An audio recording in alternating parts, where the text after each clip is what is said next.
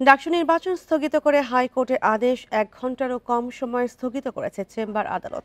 ফলে 9 সেপ্টেম্বর ঢাকা বিশ্ববিদ্যালয়ের ছাত্র সংসদ নির্বাচন অনুষ্ঠানে বাধা নেই। শিবির সমর্থিত জিএস প্রার্থী SM ফরহাদের প্রার্থিতা চ্যালেঞ্জ করে করা রিটকে কেন্দ্র করে সুপ্রিম কোর্টে সোমবার এই ঘটনা ঘটে। বিকেলে রিট নিয়ে ফের শুনানির সম্ভাবনা রয়েছে। ডাকসু নির্বাচনে ভোটগ্রহণ হবে 9 সেপ্টেম্বর। প্রার্থীরা ব্যস্ত নির্বাচনী প্রচারে। এরই মধ্যে রোববার ছাত্র শিবির সমর্থিত প্যানেলের জিএস প্রার্থী SM ফরহাদের প্রার্থিতার বৈধতা চ্যালেঞ্জ করে হাইকোর্টে রিট করেন বামজোট মনোনীত প্যানেলের একজন প্রার্থী ফাহমিদা আলম। সোমবার দুপুরে বিচারপতি হাবিবুল গনি ও বিচারপতি শেখ তাহসিন আলীর হাইকোর্ট বেঞ্চে শুরু হয় শুনানি। এ সময় রিটকারীর আইনজীবী বলেন, ফরহাদ জুলাই আন্দোলনের সময় ছাত্রলীগের পদধারী ছিলেন এবং তিনি অভ্যুত্থানের বিরোধিতা করেছেন। এমনকি নিষিদ্ধ ছাত্রলীগের কমিটি থেকে পদত্যাগ না করেই আবার ডাকসু নির্বাচনে প্রার্থী হয়েছেন। পাল্টা শুনানিতে ঢাকা বিশ্ববিদ্যালয়ের আইনজীবী বিভিন্ন নথিপত্র তুলে ধরে আদালতকে জানান, ফরহাদের বিরুদ্ধে ছাত্রলীগের সংশ্লিষ্টতার তথ্য সঠিক নয় এবং তিনি জুলাই আন্দোলনে গুরুত্বপূর্ণ ভূমিকা পালন করেছেন। 1.5 ঘন্টা ধরে বিস্তারিত শুনানি শেষে বিকেল 4টার দিকে 30 অক্টোবর পর্যন্ত ডাকসু নির্বাচন স্থগিত করে আদেশ দেয় হাইকোর্ট। যার পিটিশনের ভিত্তিতে এই নির্বাচন আজকে স্থগিত হয়েছিল, তিনি নিজেও একজন ক্যান্ডিডেট, তিনি নিজেও ডাকসু নির্বাচন স্থগিত চাননি। তিনি প্রশ্ন তুলেছিলেন একজন প্রার্থীর ব্যাপারে। ফলে ডাকসু নির্বাচন স্থগিত থাকাটা কেউই ভালোভাবে নিবে বলে আমি মনে করি না। হাইকোর্টের স্থগিতাদেশের খবর ঢাকা বিশ্ববিদ্যালয় ক্যাম্পাসে পৌঁছালে বিক্ষুব্ধ হয়ে ওঠে শিক্ষার্থীরা। এর মধ্যেই ক্যাম্পাসের পরিস্থিতি তুলে ধরে বিচারপতি ফারাহ মাহবুবের চেম্বার আদালতে যান ঢাবির আইনজীবী। এরপরই হাইকোর্টের ওই আদেশ স্থগিত করে দেন আদালত। ডাকসু নির্বাচনকে স্থগিত করে যে আদেশ দিয়েছিল, এই আদেশকে CMP ফাইল বা সিভিল মিসসেলেনিয়াস পিটিশন ফাইল এবং শুনানির আগ পর্যন্ত স্থগিত আদেশ দিয়েছেন। অর্থাৎ এই মুহূর্তে ঢাকা বিশ্ববিদ্যালয়ের ডাকসু নির্বাচন পরিচালনার ক্ষেত্রে এই মুহূর্তে কোনো বাধা থাকলো না। হাইকোর্টের আদেশ 1 ঘন্টারও কম সময়ের মধ্যে চেম্বার আদালতে স্থগিত করার এমন নজির খুবই কম বলে জানান আইনজীবীরা। Zahidul Bashar, independent news, Dhaka. ডাকসু নির্বাচন নিয়ে গভীর ষড়যন্ত্র হচ্ছে। এরই ধারাবাহিকতায় নির্বাচন একবার স্থগিত হচ্ছে, আবার সেই আদেশের ওপর স্থগিতাদেশ দেওয়া হচ্ছে বলে মন্তব্য করেছেন প্রার্থীরা। নির্বাচন বানচালের চেষ্টা করা হলে শক্ত হাতে তা প্রতিরোধ করা হবে বলেও ঘোষণা দেন তারা। সোমবার ঢাকা বিশ্ববিদ্যালয় ক্যাম্পাসে তারা এই প্রতিক্রিয়া জানান। সোমবার বিকেলে ঢাকা বিশ্ববিদ্যালয় ছাত্র সংসদ ডাকসু নির্বাচন স্থগিতের আদেশ দেয় হাইকোর্ট। এই সংবাদ ক্যাম্পাসে ছড়িয়ে পড়ার পর ক্ষোভে ফেটে পড়ে শিক্ষার্থীরা। এর পরপরই হলগুলো থেকে বিক্ষোভ মিছিল বের করেন শিক্ষার্থীরা। তারা অবস্থান নেন উপাচার্যের বাসভবনের সামনে। যোগ দেন প্রার্থীরাও। শুধুমাত্র একটা নির্বাচন বা একটা উৎসব হিসেবে দেখলে হবে না। এটা হচ্ছে ঢাকা বিশ্ববিদ্যালয়ের শিক্ষার্থীদের অধিকার আদায়ের আন্দোলন। এই নির্বাচনের ভিতর দিয়ে আপনাদের প্রকৃত বন্ধুকে নির্বাচিত করতে হবে। ষড়যন্ত্রের কোনো সূত্র এখানে হয়েছে কিনা আমরা এখন স্পষ্টভাবে জানতে পারছি না। তবে আমরা মনে করছি যে আমাদের শিক্ষার্থীদের প্রাণের দাবি 9 তারিখে ডাকসু ইলেকশন অনুষ্ঠিত হবে এবং আমরা এটা আদায় করে ছাড়বো ইনশাআল্লাহ। কিছুক্ষণ পর আবার সংবাদ আসে, হাইকোর্টের আদেশের স্থগিতাদেশ দিয়েছে চেম্বার জজ আদালত। এরপর পরিস্থিতি কিছুটা শান্ত হয়। ছাত্রদল বিক্ষোভ মিছিল শেষে জানান, নির্বাচন বানচালের ষড়যন্ত্র প্রতিহত করা হবে। আজকে বিভিন্ন জন, বিভিন্ন অপশক্তি, বিভিন্ন পরাজয় শক্তি বিভিন্ন ভাবে নিচ্ছে। স্পষ্টভাবে জানিয়ে দিতে চাই, এই ঢাকা বিশ্ববিদ্যালয়ের মাটিতে আগামী 9 সেপ্টেম্বর ডাকসু নির্বাচন অনুষ্ঠিত হতেই হবে, হতেই হবে। ছাত্র শিবির জানায়, নির্বাচন 9 সেপ্টেম্বরেই হতে হবে, এর কোনো বিকল্প নেই। নতুনভাবে আজকে ডাকসু নির্বাচনকে বানচাল করার চেষ্টা করছে। তাদের বিরুদ্ধে ঢাকা বিশ্ববিদ্যালয়ের সর্বস্তরের শিক্ষার্থীদেরকে এবং সকল রাজনৈতিক সংগঠন এবং যত অ্যাক্টিভিস্ট আছে সবাইকে ঐক্যবদ্ধভাবে তাদের বিরুদ্ধে অবস্থান নেওয়ার জন্য আমি অনুরোধ করছি। সার্বিক বিষয়ে বিশ্ববিদ্যালয় কর্তৃপক্ষ জানান, আগামী 9 সেপ্টেম্বর ডাকসু নির্বাচন হতে কোনো বাধা নেই। নির্বাচন সুষ্ঠুভাবে সম্পন্ন করতে সব ব্যবস্থা নেওয়া হচ্ছে। আমি আমাদের আইনজ্ঞ প্যানেলের বিজ্ঞ সদস্যবৃন্দের 2-3 জনের সাথে কথা বলেছি যে এর সহজ ভাষা এর অর্থ কী। এর অর্থ হচ্ছে যে আমাদের পূর্ব ঘোষিত শিডিউল অনুযায়ী এখন ডাকসু নির্বাচন হতে, অর্থাৎ 9 তারিখে নির্বাচন হতে কোনো বাধা নেই। এদিকে নির্বাচনকে কেন্দ্র করে দিনভর প্রচারণায় ব্যস্ত সময় পার করছেন প্রার্থীরা। নূরে আলম, ইন্ডিপেন্ডেন্ট নিউজ, ঢাকা। ডাকসু নির্বাচনে ছাত্র শিবির প্রার্থীর বৈধতা চ্যালেঞ্জ করে রিটকারী ছাত্রীকে ধর্ষণের হুমকির প্রতিবাদে সোচ্চার ঢাকা বিশ্ববিদ্যালয়ের শিক্ষার্থীরা। সোমবার বিকেলে ফেসবুক পোস্টে এই হুমকি দেন আলী হোসেন নামের ওই শিক্ষার্থী। তিনি শহীদ সার্জেন্ট জহুরুল হক হলের সমাজবিজ্ঞান বিভাগের ৪র্থ বর্ষের শিক্ষার্থী। এই পোস্টের পর থেকেই অনলাইনে প্রতিবাদ জানান বিভিন্ন ছাত্র সংগঠনের নেতা, সাধারণ শিক্ষার্থী সহ অনেকে। পোস্টদাতা আলী হোসেন ছাত্র শিবিরের কর্মী বলে অভিযোগ ছাত্রদল ও বেশ কয়েকটি বাম ছাত্র সংগঠনের। তবে আলী হোসেন ছাত্র শিবিরের সাথে জড়িত নয় বলে জানিয়েছেন দলের জিএস প্রার্থী SM ফরহাদ। আলী হোসেনের বিরুদ্ধে ব্যবস্থা নিতে প্রক্টরের কাছে লিখিত অভিযোগও দিয়েছেন তিনি। এদিকে তীব্র সমালোচনার মুখে এক পর্যায়ে পোস্ট মুছে দেন আলী হোসেন। ভিডিও বার্তায় ক্ষমাও চান তিনি। তবে ক্ষমা নয়, আলী হোসেনের দৃষ্টান্তমূলক শাস্তি এবং রিটকারী ছাত্রীর নিরাপত্তা নিশ্চিতের দাবি জানিয়েছেন সাধারণ শিক্ষার্থীরা।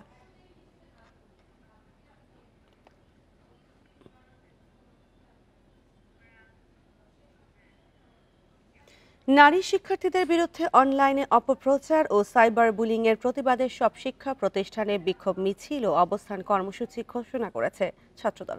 সোমবার সংবাদ বিজ্ঞপ্তিতে এই কর্মসূচি ঘোষণা করা হয়। এতে বলা হয়, ডাকসু নির্বাচনে ছাত্র শিবিরের জিএস প্রার্থীতার বিরুদ্ধে রিট আবেদনকারী নারী শিক্ষার্থীকে ধর্ষণের হুমকি, রাজশাহী বিশ্ববিদ্যালয়ের ছাত্রদল নেত্রীদের হেনস্থা এবং সারা দেশে নারী শিক্ষার্থীদের লক্ষ্য করে সাইবার বুলিংয়ের প্রতিবাদে এই কর্মসূচি ঘোষণা করেছে ছাত্রদল। সব নেতা কর্মীদের কর্মসূচি পালন এবং নারী নিপীড়কদের বিরুদ্ধে সামাজিক প্রতিরোধ গড়ে তোলার আহ্বান জানিয়েছেন ছাত্রদলের সভাপতি রাকিবুল ইসলাম রাকিব ও সাধারণ সম্পাদক নাসির উদ্দিন নাসির। 15 বছরে 3টি বিতর্কিত নির্বাচনে সমর্থন দিয়ে আওয়ামী লীগকে স্বৈরাচারী হতে সহযোগিতা করে জাতীয় পার্টি। এদেশে ভারতীয় প্রভাবের রাজনীতি চর্চাও অন্যতম ভূমিকা দলটির। এজন্যই এখন জাতীয় পার্টি নিষিদ্ধের দাবি উঠছে বলে মনে করেন রাজনৈতিক বিশ্লেষকেরা। রাজনীতিকরা বলছেন, আওয়ামী লীগের সবকিছুকেই বৈধতা দেয়ায় এখন পুনর্বাসনের অভিযোগ উঠেছে জাতীয় পার্টির বিরুদ্ধে। 2008 সালের নির্বাচনে জয় পেয়ে দীর্ঘকাল ক্ষমতায় থাকার সব ব্যবস্থার পায়তারা করে আওয়ামী লীগ। তাদের অধীনে 3টি নির্বাচনই ছিল বিতর্কিত। এসব ক্ষেত্রে আজ্ঞাবহ সহযোগীর ভূমিকা রাখে জাতীয় পার্টি। 2024 সালের নির্বাচন নিয়ে বিএনপি সহ বিভিন্ন দল যখন তত্ত্বাবধায়কের দাবিতে অটল, সে সময় ভারত সফর করেন জাতীয় পার্টির নেতারা। ফিরে এসে ভোটে অংশ নেয়ার ইঙ্গিত দেন জিএম কাদের। ওখানে বেশ কয়েকজন গুরুত্বপূর্ণ ব্যক্তির সাথে আমার খোলামেলা আলাপ আলোচনা হয়েছে। তবে সেই আলাপ আলোচনা কার কার সঙ্গে হয়েছে এবং কি বিষয় নিয়ে হয়েছে, এগুলো বিষয়ে আমি বিস্তারিত কিছু বলতে পারবো না। 2018 সালে সিএমএইচে ভর্তি থেকেই সমঝোতার আভাস দেন প্রয়াত নেতা এরশাদ। 2014 সালের নির্বাচনের আগে নিরপেক্ষ সরকারের কথা বললেও তৎকালীন ভারতীয় পররাষ্ট্র সচিবের সঙ্গে বৈঠকের পর মত পাল্টায় দলটি। ভারতীয় ইন্ধনের রাজনীতির জন্য আওয়ামী লীগের মতো জাতীয় পার্টিকেও দায়ী করেন অনেকে। এরই ধারাবাহিকতায় এখন দলটিকে নিষিদ্ধের দাবি উঠেছে বলছেন বিশ্লেষকরা। জাতীয় পার্টি রাজনীতিটা সবসময় সুযোগ সন্ধানী রাজনীতি, এবং যে কারণে তারা আওয়ামী লীগের ফ্যাসিজমের দোসর হয়েছিল। 18 সাল বা 24 সালের নির্বাচনের আগে ভারত সফরের পরে জিএম কাদেরের বক্তব্য থেকে বোঝা যায় যে তারা কিভাবে বাংলাদেশের অভ্যন্তরীণ রাজনীতি দ্বারা কতটা প্রভাবিত, কতটা বাইরের রাজনীতি দ্বারা প্রভাবিত। বিগত সরকারের সবকিছুকেই জাতীয় পার্টি বৈধতা দিয়েছে বলে মনে করেন এনসিপি। একটি দল ভারত থেকে নিয়ন্ত্রিত হয় ঠিক আওয়ামী লীগের মতোই, সেই ফ্যাসিবাদী কাঠামো যারা আসলে টিকিয়ে রাখতে দীর্ঘদিন বাংলাদেশের মানুষ যেই ফ্যাসিবাদী কাঠামোর দ্বারা নিপীড়িত হয়েছে, নির্যাতিত হয়েছে, সেটির বৈধতা দান করেছে যে জাতীয় পার্টি, তারাও কিন্তু সমানভাবে দোষী। এদিকে জাতীয় পার্টি কোনো দেশের হয়ে রাজনীতি করে না বলে এখনো দাবি নেতাদের। জাতীয় পার্টি কোনো দলের দালালি করে না, কোনো দেশের। জাতীয় পার্টি বাংলাদেশের দালালি করে, বাংলাদেশের স্বাধীনতা, সার্বভৌমত্ব, ডিগনিটির জন্য যেটা প্রাসঙ্গিক, জাতীয় পার্টি সেই রাজনীতি করে। জাতীয় পার্টি নিষিদ্ধ চেয়ে বেশ কয়েকটি দলের নেতারা সরব। তাদের অভিযোগ, আওয়ামী লীগ পুনর্বাসনের হাতিয়ার হতে যাচ্ছে দলটি। ফ্যাসিবাদকে নির্মূল করা, নিষিদ্ধ করা।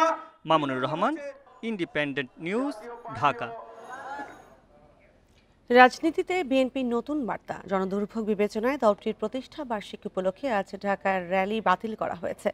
পরিবর্তে ঘোষণা করা হয়েছে খাল, নালা, পুকুর পরিষ্কার কর্মসূচি। বিএনপির সিনিয়র যুগ্ম মহাসচিব রুহুল কবির রেজভী সোমবার এই সিদ্ধান্তের কথা জানান। এই সিদ্ধান্তকে সময়োপযোগী বলছেন সাধারণ মানুষ ও বিশ্লেষকেরা। ছাত্র জনতার গণঅভ্যুত্থানে স্বৈরাচারের পতনের পর জনমনে তৈরি হয় রাজনীতির গুণগত পরিবর্তনের আকাঙ্ক্ষা। তবে প্রত্যাশার প্রাপ্তির ফারাক অনেক। এখনও জন আকাঙ্ক্ষার তোয়াক্কা না করে, জনদুর্ভোগের কথা না ভেবে রাজপথ বন্ধ করে চলে রাজনৈতিক কর্মসূচি। অতি জরুরি কাজে নেমেও অসহায় হয়ে পড়ে সাধারণ মানুষ। গণঅভ্যুত্থানের 1 বছর পরে হলেও জনদুর্ভোগের কথা ভেবে র্যালি বাতিল করে জনবান্ধব খাল নালা পুকুর পরিষ্কার কর্মসূচি ঘোষণা করেছে বিএনপি। আমাদের কর্মসূচির মধ্যে কিছু পরিবর্তন নিয়ে এসেছে।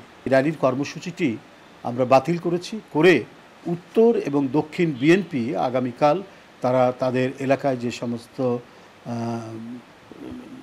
খাল নর্দমা রয়েছে সেটা পরিষ্কার পরিচ্ছন্ন করার অভিযানে তারা নামবে। জনদুর্ভোগের কর্মসূচি বাদ দিয়ে বিএনপির জনবান্ধব কর্মসূচিতে আশার আলো দেখছেন সাধারণ মানুষ। এই র্যালিটা আজকে না করার কারণে রাস্তাঘাটে জ্যামজট হবে না, সাধারণ মানুষ ভালোভাবে চলাফেরা করতে পারবে। ঢাকা শহরের মানুষেরা চিন্তা ভাবনা করে যদি কর্মসূচি দেয় তাদের জন্য অবশ্যই ভালো হবে। হয়তো জ্যামজট হতো, মানুষের ভোগান্তি বাড়তো, এই জন্য আলহামদুলিল্লাহ ভালো, সিদ্ধান্তটা খারাপ না। বিশেষজ্ঞরা বলছেন শুধু বিএনপি নয়, অন্য সব দলেরও রাজনৈতিক কর্মসূচি দেওয়ার ক্ষেত্রে জনগণের পছন্দ অপছন্দ বিবেচনায় নেওয়া উচিত। এমন কোনো কর্মসূচি দেওয়া উচিত না যা জনপ্রিয়তা না বাড়িয়ে কমিয়ে দেয়। এই কর্মসূচিগুলো মানে গতানুগতিক রাজনৈতিক দলের যে কর্মসূচি বাংলাদেশে আমরা দেখিয়ে এসেছি তার মধ্যে যে নতুনত্ব, সেই নতুনত্ব নিয়ে আসার চেষ্টা করছে বিএনপি। গতানুগতিক যে অনুষ্ঠান, প্রতিষ্ঠা বার্ষিকী, র্যালি বা মিছিল, তার বাইরে গিয়ে এই ধরনের পরিষ্কার পরিচ্ছন্নতা অভিযানকে আমি স্বাগত জানাই। নতুন বাংলাদেশের রাজনীতিতে জনমুখী কর্মসূচি হতে পারে আগামী দিনের মূল স্লোগান। বিশ্লেষকরা বলছেন সময় এসেছে রাজনীতির ধারা বদলানোর। Rifat Alam, independent news, Dhaka. নির্বাচনের সময় মব সৃষ্টি করে কেউ সুবিধা করতে পারবে না বলে মন্তব্য করেছেন প্রধান নির্বাচন কমিশনার। বলে নির্বাচন নিয়ে কোনো দায় নিতে রাজি নয় কমিশন। সোমবার নির্বাচন কমিশনে এসব কথা বলেন তিনি। এর আগে সিইসির সঙ্গে দেখা করে যুক্তরাষ্ট্রের ভারপ্রাপ্ত রাষ্ট্রদূত বলেন নির্বাচনে কোনো রাজনৈতিক দল বা ব্যক্তির প্রতি সমর্থন দেয় না তার দেশ। সোমবার সিইসির সঙ্গে সাক্ষাৎ করেন যুক্তরাষ্ট্রের ভারপ্রাপ্ত রাষ্ট্রদূত ট্রেসি এন জ্যাকবসন। রাজনৈতিক পরিবর্তনের পর এই প্রথম সিইসির সঙ্গে যুক্তরাষ্ট্রের দায়িত্বশীল কারোর বৈঠক। বৈঠক শেষে সাংবাদিকদের সঙ্গে কথা বলেন জ্যাকবসন। বিভিন্ন সময়ে যুক্তরাষ্ট্রকে নিয়ে নানা গুজব ও ষড়যন্ত্রের বিষয়টি স্পষ্ট করেন তিনি। বলেন বাংলাদেশের মানুষের আকাঙ্ক্ষা পূরণে গণতন্ত্র প্রতিষ্ঠায় সহায়তা করবে যুক্তরাষ্ট্র।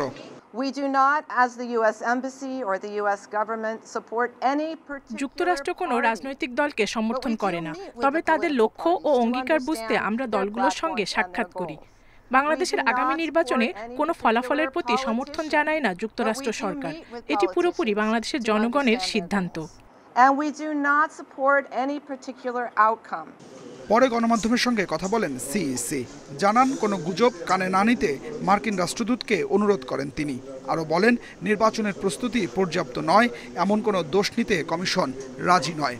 মব কালচার যেটা, এটা কীভাবে ইলেকশনের সময় তো এই ধরনের কোনো পার্টির উপরে যদি এরকম মব সৃষ্টি হয় তাহলে কী হবে? আমি বললাম দেখেন ইলেকশন তো এখনও দেরি আছে। তো ওই ইলেকশনের সময় যখন 300 কনস্টিটিউয়েন্সিতে যখন একদিন ইলেকশন হবে, ওই মবই ভাগ হয়ে যাবে 300 জায়গায়। মব সৃষ্টি করে যারা করতে চাইবে তারা সুবিধা করতে পারবে না ইলেকশনের সময়। জ্যাকবসনের সঙ্গে বৈঠকে নির্বাচনে কালো টাকার ব্যবহার নিয়ে আলোচনা করেছে কমিশন। তবে এটি একেবারেই বন্ধ করা সম্ভব নয় বলে জানান সিইসি। ওই কালো টাকার যে ব্যবহারটা যথাসম্ভব কমানো, এটা বন্ধ তো করতে পারবো না। Adilur Rahman, independent news, Dhaka. গণপরিষদ নির্বাচন এনসিপির দলীয় বক্তব্য, যাতে নির্বাচন পেছানোর কোনো সুযোগ নেই বলে জানিয়েছেন আইন উপদেষ্টা আসিফ নজরুল। সোমবার দুপুরে সচিবালয়ে এসব কথা জানান তিনি। বলেন ফেব্রুয়ারিতেই নির্বাচন করতে বদ্ধপরিকর সরকার। আইন উপদেষ্টা বলেন দেশে নির্বাচনকালীন সরকার বা জরুরি অবস্থা ঘোষণার মতো কোনো পরিস্থিতি এখনো তৈরি হয়নি। রাষ্ট্রপতি, প্রধান উপদেষ্টা ও প্রধান বিচারপতির সঙ্গে সেনাবাহিনী প্রধানের সাক্ষাৎ নিয়ে কিছু গণমাধ্যমের সংবাদে রাজনৈতিক অঙ্গনে চলছে নানা গুঞ্জন। তবে এ ধরনের কোনো তথ্য নেই আইন উপদেষ্টার কাছে। তিনি বলেন, অন্য কোনো ধরনের সরকার গঠন বা জরুরি অবস্থা জারির মতো দেশে কোনো পরিস্থিতি তৈরি হয়নি। আর্মি চিফ প্রধান বিচারপতির সাথে দেখা করেছেন এই ধরনের কোনো তথ্য আমার জানা নাই। আমি দু একটা পত্রিকায় দেখেছি, আর অনলাইনে এটা নিয়ে নানান গুজব গুঞ্জন হয়েছে দেখেছি। এসব গুজব গুঞ্জন নিয়ে বিচলিত হওয়ার মতো কিছু নাই। জাতীয় নির্বাচনের আগে গণপরিষদ নির্বাচন, সংস্কার, বিচার নিয়ে এনসিপি সহ কয়েকটি দলের অবস্থান ভিন্ন হলেও তা দূর হয়ে যাবে বলে মনে করেন আইন উপদেষ্টা। ফেব্রুয়ারিতে জাতীয় নির্বাচনের কাজ চলছে বলেও জানান তিনি। আমরা সরকারের পক্ষ থেকে ফেব্রুয়ারিতে নির্বাচন করার ব্যাপারে দৃঢ় প্রতিজ্ঞ। এটা আমাদের প্রধান উপদেষ্টা বারবার বলেছেন। নির্বাচন কমিশনকেও সেরকম ইনস্ট্রাকশন দেওয়া হয়েছে, ওনারা সকল পদক্ষেপ গ্রহণ করছেন। তার আগে কিছু বিষয়ে যে মতভিন্নতা রয়েছে বা মতভেদ রয়েছে, সেটা আমরা আশা করি সেটা দূর হয়ে যাবে। দেশের সাম্প্রতিক আইন শৃঙ্খলা পরিস্থিতি নিয়ে এক প্রশ্নের জবাবে আইন উপদেষ্টা বলেন, গণ অভ্যুত্থান পরবর্তী দেশে এমন পরিস্থিতি স্বাভাবিক। Hasib Mahmud Shah, independent news, Dhaka.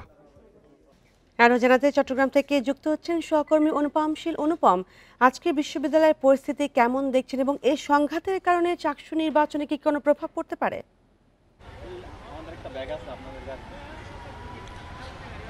আমরা এখন চট্টগ্রাম বিশ্ববিদ্যালয়ের যে স্টেশন এবং জিরো পয়েন্ট সেই জায়গাটিতেই আছি, এবং আমার পেছনেই দেখতে পাচ্ছেন যে স্বাভাবিকভাবে বিশ্ববিদ্যালয়ে এই সময়টাতে যে ধরনের ব্যস্ততা বা শিক্ষার্থীদের যে আনাগোনা থাকে সেটি এখন নেই। আমরা একটু আগেই দেখেছি যে এই এলাকাটিকে ঘিরে সেনাবাহিনী এবং বর্ডার গার্ড বাংলাদেশের যে সদস্যরা আছেন তারা টহল দিচ্ছেন।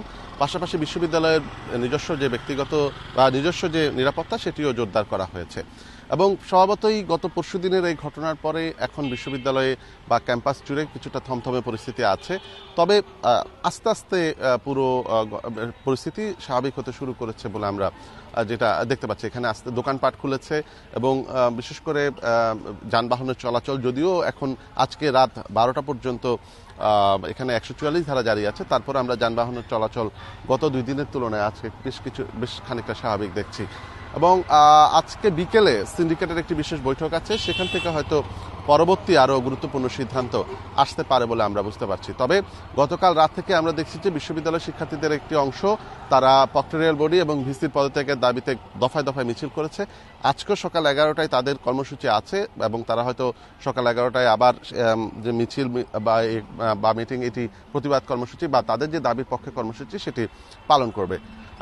আরেকটি বিষয় এখানে লক্ষণীয় যে আমরা একটু আগের খবরও যেমনটি দেখছিলাম যে চাকসু নির্বাচনকে রোডম্যাপ ঘোষণার পরদিনই এই ধরনের একটি ঘটনা, এবং যেটির আসলে এর আগে বা সাম্প্রতিক সময়ে যে ধরনের সংঘাত এলাকাবাসীর সাথে আমরা বিভিন্ন সময়ে দেখেছি ছোটখাটো, সেই তুলনায় অনেক ব্যাপক আকার ধারণ করেছে এবং এটি নিয়েই আসলে নানা প্রশ্ন, নানা গুঞ্জন ভেসে বেড়াচ্ছে। বিশেষ করে চাকসু নির্বাচনে নিজেদেরকে নায়ক হিসেবে প্রমাণিত করার কোনো প্রবণতা এই অনেক ছাত্রনেতার মধ্যে ছিল বা আছে, এরকম একটি গুঞ্জন এখানে তৈরি হয়েছে। পাশাপাশি এই ধরনের ঘটনা ঘটার পর সেগুলোকে ম্যানেজ করার মাধ্যমে নিজেকে নেতা হিসেবে পরিচিত করার একটি প্রবণতা কিছু কিছু ছাত্রনেতার মধ্যে ছিল বলে এখানকার সাধারণ শিক্ষার্থীরাই এই বিষয়গুলো নিয়ে আলোচনা করছেন। তবে এখনো পর্যন্ত এই ঘটনায় কোনো পক্ষের পক্ষ থেকেই কোনো মামলা হয়নি এবং এটি নিয়েও আসলে বিশ্ববিদ্যালয়ের শিক্ষার্থীদের মধ্যে এক ধরনের ক্ষোভ আছে। তবে সামগ্রিকভাবে পরিস্থিতি আস্তে আস্তে স্বাভাবিক হতে শুরু করেছে। ক্যাম্পাসে আইনশৃঙ্খলা রক্ষাকারী বাহিনীর ব্যাপক উপস্থিতি রয়েছে এবং আমরা দুপুরের পরে বা বিকেলে যে সিন্ডিকেট সভা আছে সেখান থেকে পরবর্তী কি সিদ্ধান্ত বিশ্ববিদ্যালয় প্রশাসন নিতে যাচ্ছে সেটি জানতে পারবো। আরেকটি বিষয় জানিয়ে রাখি যে যারা আহত আছেন তাদেরকে গতকাল রাতে ধর্ম উপদেষ্টা চট্টগ্রাম মেডিকেল কলেজ হাসপাতালে দেখতে গিয়েছিলেন এবং সেখানে তিনি তাদের সুচিকিৎসার জন্য নির্দেশনা দিয়েছেন। প্রয়োজনে দেশের বাইরে নিয়ে যাওয়া হবে এরকম একটি কথাও তিনি বলেছেন। তবে 144 ধারা যে চলছে তিনিও আহ্বান করেছেন যাতে সবাই এই 144 ধারা মেনে চলে এবং শান্তি শৃঙ্খলা বজায় রাখে, এই আহ্বানটি তিনিও করেছেন। চট্টগ্রাম থেকে যুক্ত হয়েছিলেন সহকর্মী অনুপম শীল। রাজশাহী বিশ্ববিদ্যালয় কেন্দ্রীয় ছাত্র সংসদ ডাকসু নির্বাচনের দিন এগিয়ে আসার সাথে সাথে ছাত্র সংগঠনগুলোর মধ্যে দূরত্ব বাড়ছে উৎকণ্ঠা। নির্বাচনকে ঘিরে নিরাপত্তা নিশ্চিত করার দাবি সাধারণ শিক্ষার্থীদের। আগামী 25 সেপ্টেম্বর রাজশাহী বিশ্ববিদ্যালয় কেন্দ্রীয় ছাত্র সংসদ ডাকসু নির্বাচন। এর মধ্যে এই নির্বাচনকে ঘিরে উৎসব আমেজের মধ্যেই ক্যাম্পাসে বাড়ছে উত্তাপ। তৈরি হয়েছে নিরাপত্তা নিয়ে প্রশ্ন। ছাত্র সংগঠনগুলোর মধ্যে উত্তেজনা, নিরাপত্তা নিয়ে বাড়িয়েছে উদ্বেগ। এখানে বহিরাগত প্রবেশ নিয়ে নানা ধরনের তর্ক বিতর্ক চলছে এবং ছিনতাই, চুরি এ ধরনের বিষয় তো আছে। যে পরিস্থিতি এখন বিরাজ করছে, এই পরিস্থিতিতে একটি সুষ্ঠু স্বাভাবিক নির্বাচন হওয়ার যোগ্য নয়। পুলিশ বলছে ছাত্র সংসদ নির্বাচন ঘিরে নিরাপত্তার বিষয়ে প্রয়োজনীয় সহযোগিতা করবে তারা। এরই মধ্যে বিশ্ববিদ্যালয় প্রশাসনকে বেশ কিছু পরামর্শও দেওয়া হয়েছে আইন শৃঙ্খলা বাহিনীর পক্ষ থেকে। ইউনিভার্সিটির গেট সমূহে পর্যাপ্ত নিরাপত্তা ব্যবস্থাটা নেয়। এগুলো অনেকগুলো গেট আছে সামনে পিছনে। হলগুলোতে যাতে আবাসিক ছাত্রছাত্রী ছাড়া যাতে অন্যদের প্রবেশাধিকারগুলো যদি রেস্ট্রিক্টেড করা যায়, তাহলে আমার মনে হয় যে খুব একটা সমস্যা হবে না। শান্তিপূর্ণ ভোট গ্রহণের সব প্রস্তুতি রয়েছে বলে জানায় বিশ্ববিদ্যালয় কর্তৃপক্ষ। আমাদের ভিজিলেন্স টিম থাকবে সেদিন, বিভিন্ন হল কেন্দ্রিক টিম থাকবে এবং বিশ্ববিদ্যালয় সেন্ট্রালি থাকবে। আমাদের পাশাপাশি আমাদের পুলিশ, আইন শৃঙ্খলা বাহিনী তারা আমাদের সাথে থাকবেন, সার্বক্ষণিক ক্যাম্পাসে টহল দিবেন এবং বহিরাগত সম্পূর্ণভাবে নিষিদ্ধ করা হবে। পরিচয়পত্র ছাড়া কেউ ক্যাম্পাসে প্রবেশ করতে পারবে না। ছাত্র সংগঠনগুলোর মধ্যকার চলমান দূরত্ব না কমলে নিরাপত্তা নিয়ে শঙ্কায় রয়েছেন সাধারণ শিক্ষার্থীরা। Ahsan Habib, Apu, independent news, Rajshahi. এবার রাকসু নির্বাচন নিয়ে জানাতে রাজশাহী থেকে আছেন সহকর্মী মুস্তাফিজুর রহমান। মুস্তাফিজুর, রাকসু নির্বাচন ঘিরে বিশ্ববিদ্যালয় কর্তৃপক্ষের প্রস্তুতি কেমন দেখছেন এবং এই মুহূর্তে ক্যাম্পাসের পরিস্থিতি কেমন নির্বাচন ঘিরে?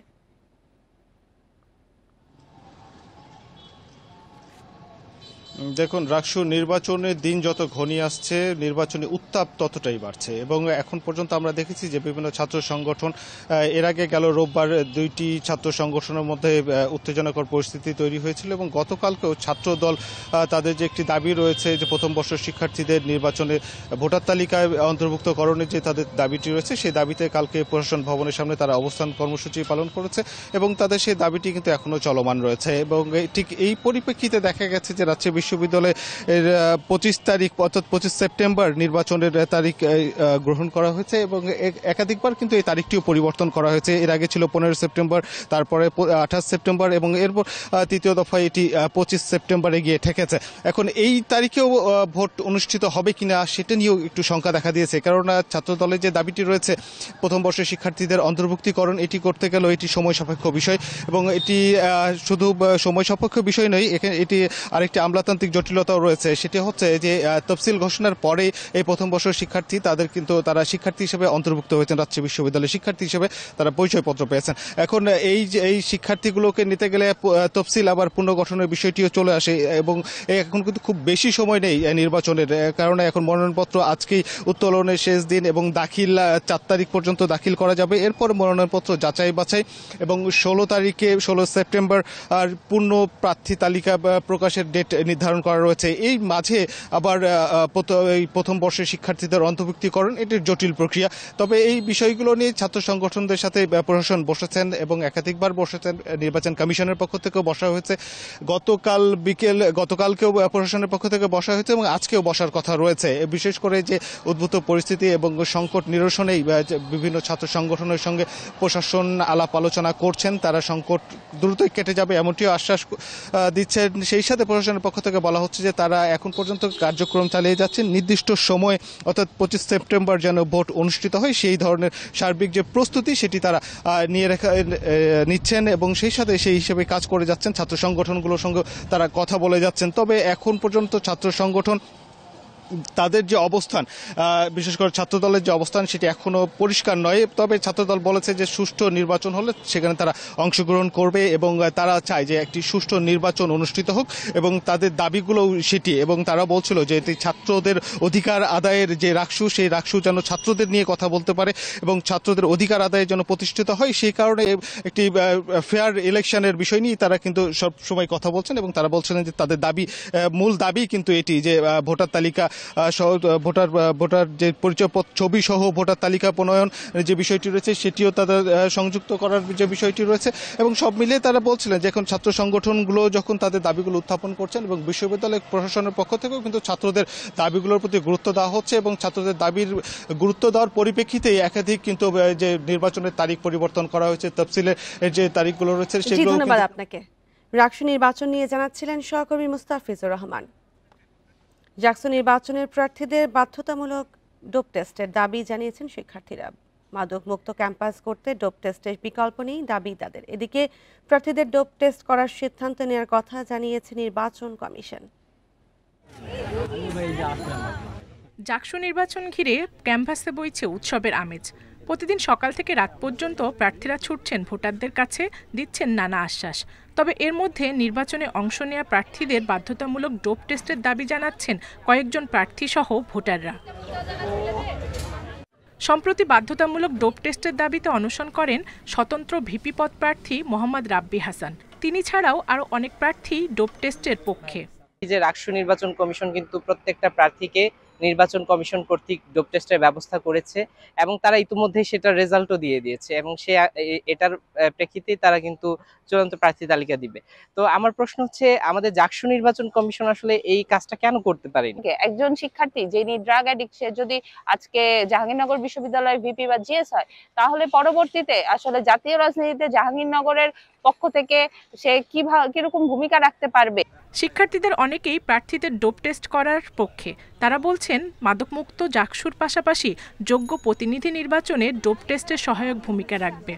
চাইবো না যে কোনো মাদকাসক্ত প্রার্থী নির্বাচিত হয়ে আসুক। মাদকাসক্ত লোক যেন এই তরুণ প্রজন্মের নেতৃত্ব করতে না পারে, সেই জন্য রুদ্ধ করা হয়। এদিকে জাকসু নির্বাচনে প্রার্থীদের ডোপ টেস্টের বিষয়ে সিদ্ধান্ত নেয়ার কথা জানিয়েছে নির্বাচন কমিশন। শিক্ষার্থীদের যে মতামত তার প্রেক্ষিতে আমরা সকল প্রার্থীর ডোপ টেস্ট করার সিদ্ধান্ত নিয়েছি এবং এই ডোপ টেস্টে যদি ধরা পড়ে যে কেউ মাদকাসক্ত, তবে আমরা তার প্রার্থীতা বাতিল করব। এবার জাকসুতে ভিপি পদে লড়ছেন 10 জন আর জিএস পদে প্রার্থী 9 জন সহ মোট 179 প্রার্থী প্রতিদ্বন্দ্বিতা করছেন। 11 সেপ্টেম্বর প্রায় 12,000 শিক্ষার্থী তাদের প্রতিনিধি নির্বাচন করবেন। Independent news. কক্সবাজার থেকে ঢাকাগামী পর্যটক এক্সপ্রেস ট্রেনের ইঞ্জিনের বাফার হুক ভেঙে গিয়ে ইঞ্জিন থেকে 18টি বগি বিচ্ছিন্ন হয়ে পড়ে। সোমবার রাতের এই ঘটনার প্রায় 2.5 ঘন্টা পর চট্টগ্রাম থেকে রিলিফ ট্রেন গিয়ে দুর্ঘটনা কবলিত ট্রেন উদ্ধার করে। সোমবার রাত 10টার দিকে চট্টগ্রামের পটিয়ায় এই দুর্ঘটনা ঘটে। পটিয়া স্টেশন মাস্টার রাশিদুল আলম জানান, সোমবার সন্ধ্যা 7:45 পর্যটক এক্সপ্রেস ট্রেনটি কক্সবাজার থেকে 900 যাত্রী নিয়ে ঢাকার উদ্দেশ্যে রওনা হয়।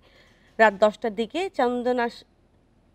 চান্দনাশায়ের দোহাজারি অতিক্রম করে পটিয়ার ঢোকার সময় ট্রেনটির ইঞ্জিনের বাফার হুক ভেঙে যায়।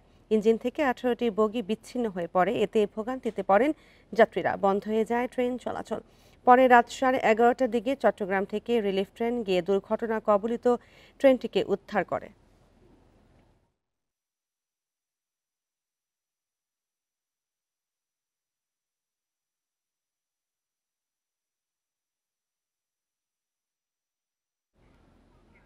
সেবার মান নিয়ে প্রশ্নের মধ্যে দেশে চালু হচ্ছে 5ম প্রজন্মের মোবাইল নেটওয়ার্ক 5G।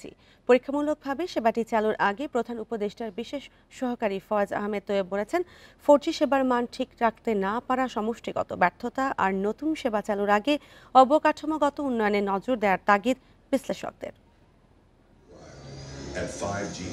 চলতি মাসের প্রথম দিনেই দেশের কয়েকটি জায়গায় পরীক্ষামূলক 5G সেবা চালু করেছে বড় দুই টেলিকম অপারেটর রবি ও গ্রামীণ ফোন। 4G'র দামেই 5G সুবিধা পাবেন রবি ও গ্রামীণ ফোনের গ্রাহকরা।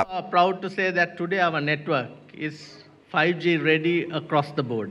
4G নেটওয়ার্কেই যেখানে সফলতা আসেনি, সেখানে পূর্ণ প্রস্তুতি ছাড়া 5G চালু চ্যালেঞ্জিং বলে মনে করছেন প্রযুক্তি বিশ্লেষকরা। তাদের পরামর্শ, নতুন সেবা চালুর আগে টেলিকম অপারেটরদের অবকাঠামো উন্নয়নে বেশি নজর দেওয়া উচিত। 4Gতে যে মানের সেবা পাওয়া সেটা আমরা পাইনি। ওইরকম 5G চালু হলে সেটা আসলে গ্রাহকদের জন্য খুব একটা আনন্দের সংবাদ না। তবে 5G যে সক্ষমতা, সে অনুযায়ী যদি আমাদের অপারেটররা নেটওয়ার্ক বিল্ড করে এবং সে সেবাটা চালু করে, তাহলে নিঃসন্দেহে এটা আমাদের দেশের ইন্টারনেট ব্যবহারকারীদের জন্য এবং মোবাইল ফোন ব্যবহারকারীদের জন্য এটা একটা বড় সুসংবাদ। টেলিকম নেটওয়ার্ক উন্নয়ন প্রক্রিয়ায় ঘাটতির কথা স্বীকার করে প্রধান উপদেষ্টার বিশেষ সহকারী ফয়েজ আহমেদ তৈয়ব বলেন, 4G সেবার মানই এখনও আশানুরূপ নয়, আর সেবার মান বাড়াতে বিভিন্ন উদ্যোগের কথা জানান BTRC chairman. Nominally 4G operates বাংলাদেশের টেলিযোগাযোগ নেটওয়ার্কের উন্নয়ন প্রক্রিয়ায় এখনও অনেক ঘাটতি রয়ে গেছে, বিশেষ করে 4G সেবার মান আশানুরূপ নয়। তবে এটি কোনো একটি অপারেটরের দায় নয়, বরং আমাদের সবার ব্যর্থতা। And first in Bangladesh, the reform policy that we have suggested, Telecom Act যে রিফর্ম এটাও আমরা যে করার চেষ্টা করছি, one of the reasons is that we want to allow or we want to open space for active sharing. From that point of view, this is a step ahead.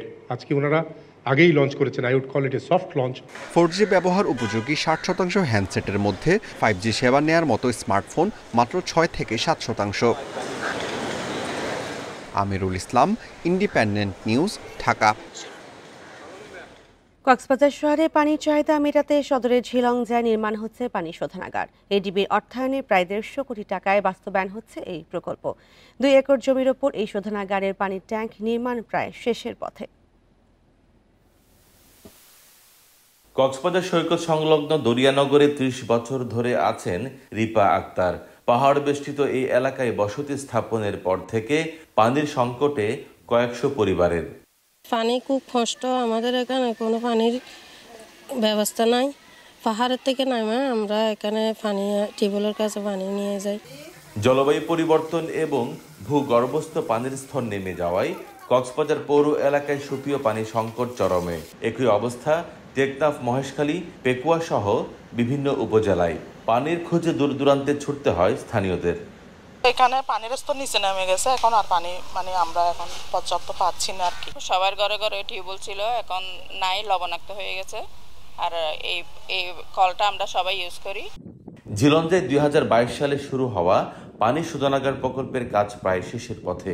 December নাগাদ প্রকল্পটি চালু হতে পারে জানিয়েছে জনস্বাস্থ্য প্রকৌশল অধিদপ্তর। প্রথম ধাপে শোধনাগার থেকে 5000 পরিবারকে পানি সরবরাহ করা হবে। আলটিমেটলি এটা আমাদের আগামী 3 মাসের মধ্যে এই কাজটা টোটাল শেষ করে আমরা ট্রায়াল রানে যাব। ট্রায়াল রানে গিয়ে ট্রায়াল অ্যান্ড এরর বেসিসে ফিনিশিং করে আর শেষ হয়ে গেলে আমরা ইনশাল্লাহ পৌরবাসী পানি পাবে এবং অলমোস্ট আমরা প্রায় ইনিশিয়াল এখানে 5000 হোল্ডিংকে কানেকশন দেব। পানি শোধনাগার প্রকল্পের পাশাপাশি কক্সবাজার পৌর এলাকায় 68 লাখ লিটারের 5টি পানির ট্যাঙ্ক স্থাপন করেছে জনস্বাস্থ্য প্রকৌশল অধিদপ্তর। এছাড়া বিশ্ব ব্যাংকের অর্থায়নে 32টি পানি সরবরাহ কার্যক্রম এবং 2200 কমিউনিটি টিউবওয়েল স্থাপনের কাজ করছে অধিদপ্তর। তৌফিকুল ইসলাম, ইন্ডিপেন্ডেন্ট নিউজ, কক্সবাজার।